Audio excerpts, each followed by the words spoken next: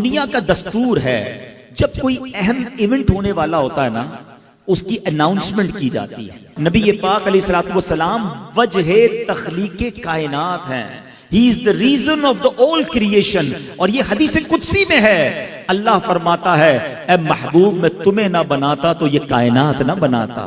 جبھی تو اعلیٰ حضرت کہتے ہیں نا زمین و زمان تمہارے لیے، مکین و مکان تمہارے لیے، چنین و چنا تمہارے لیے، آقا بنے دو جہاں تمہارے لیے. تو یہ کائنات نبی پاک کے لیے بنی ہے. تو اب آپ کی آمد کا وقت تھا تو ایک ایسا اناؤنسمنٹ دنیا میں ہوا، ایسے واقعات ہونے لگے کہ دنیا کو گویا جھنجھوڑ دیا گیا. آقا علیہ الصلوۃ والسلام کی ولادت سے 55 دن پہلے ایک بڑا کمال کا واقعہ ہوا. اور یہ واقعہ کیا تھا؟ یمن کا بادشاہ تھا ابرہہ. اس نے ایک پلان کیا کہ یہ مسلمان کعبے کا طواف کیوں کرتے ہیں، کعبے پہ جا کر حج کیوں کرتے ہیں، کیوں نہ میں کعبے کو ہی گرا دیتا ہوں اور معاذ اللہ اس کو تہس نہس کر کے اس کے پتھر لے کر یمن میں کعبہ بنا لوں گا، پھر یہ سارے لوگ میرے پاس آئیں گے. اب اس نے پلان کیا کہ مکے پر اٹیک کرنے کے لیے، دیکھیں اس زمانے میں تو جو لڑائی ہوتی تھی وہ گھوڑوں پر اور اونٹوں پر ہوتی تھی، وہ ہاتھیوں کا لشکر لے کر چلا گیا، مکے کا گھیراؤ کیا.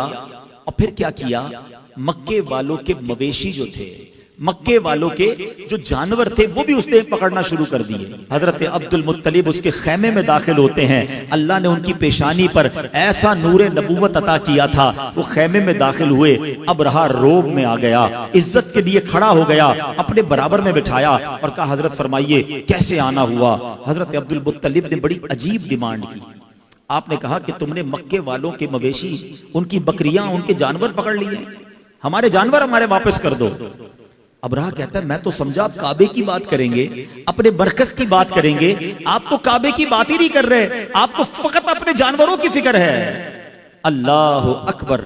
حضرت عبد المطلب کا وہ جواب آج بھی سیرت کی کتابوں میں سنہرے حروف سے لکھا ہے. کیا کمال کا جواب دیا.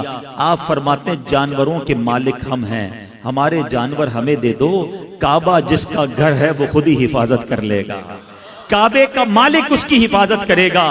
ابرہہ کو بات سمجھ نہ آئی، وہ سمجھنے لگا کہ لگتا ہے کنفیوز ہو گئے ہیں، لگتا ہے ڈر گئے ہیں. جانور چھوڑ دیے گئے. حضرت عبد المطلب نے عجب اناؤنسمنٹ کیا، مکے والوں سے کہا سارے لوگ اپنے جانور لیں اور پہاڑوں پر چلے جائیں. Nobody dare to resist. کوئی وہاں پر رکاوٹ لینے کے لیے تیار نہیں ہے. فقط حضرت عبد المطلب اب کعبے پر جاتے ہیں، کعبے کی دیوار کو تھامتے ہیں اور وہ رکت انگیز دعا کرتے ہیں کہ اے رب کریم، اے کعبے کے مالک، آج تجھے اپنی قدرت کا نظارہ دکھانا ہے، آج ان ظالموں کو تو نے بتانا ہے کہ تو اور تیرے ماننے والے حق پر ہیں. آپ رکت انگیز دعائیں کرتے رہے، اللہ کو پکارتے رہے اور اس کے بعد آپ بھی کعبے کے سے دور ہو کر پہاڑ پر چلے گئے. ابرہہ نے آرڈر دیا کہ ہاتھی چلیں اور کعبے کو تہس نہس کر کے رکھ دیں. مگر اب دنیا نے ایک عجب نظارہ دیکھا. اب اللہ نے اپنی قدرت کا ایک عجب نظارہ دکھایا. جس ہاتھی پر ابرہہ بیٹھتا تھا وہ ہاتھی اپنی جگہ سے ٹس سے بس نہیں ہو رہا تھا. کعبے کی طرف رخ کرتے تھے وہ موو نہیں کرتا تھا، اس کا رخ چینج کرتے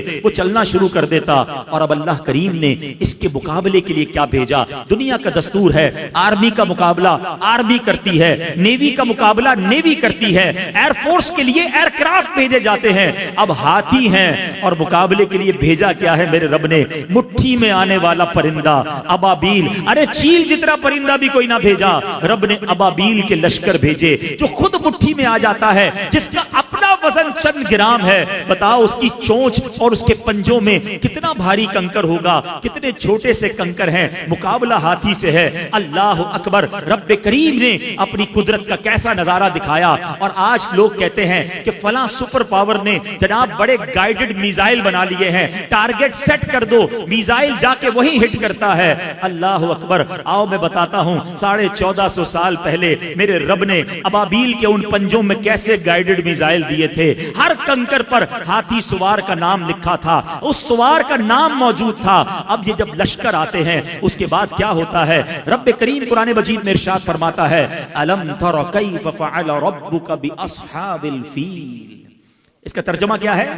اے محبوب کیا آپ نے نہ دیکھا کہ آپ کے رب نے ان ہاتھی والوں کا کیا حال کیا؟ آقا تو دنیا میں تشریف ہی نہیں لائے تھے اور رب اپنے حبیب سے کہہ رہا ہے اے محبوب آپ نے نہ دیکھا.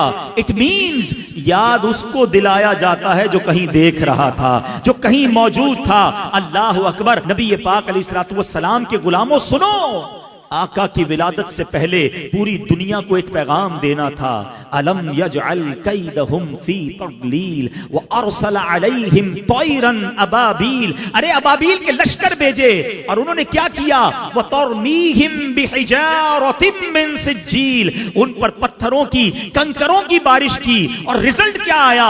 فجعلہم کعصف مأکول. انہیں چبائے ہوئے بھس جیسا بنا کر رکھ دیا, پرخچے اڑ گئے. ان کنکروں نے وہ کام کیا جو بڑے بڑے میزائل نہ کر سکتے تھے. ہاتھی سوار, اور ان ہاتھیوں کا نام و نشان باقی نہ رہا. گویا پوری دنیا کو یہ میسج دینے والا تھا, آئی نئی حکومت, سکہ نیا چلے گا. آئی نئی حکومت, سکہ نیا چلے گا. عالم نے رنگ بدلا صبح شب ولادت.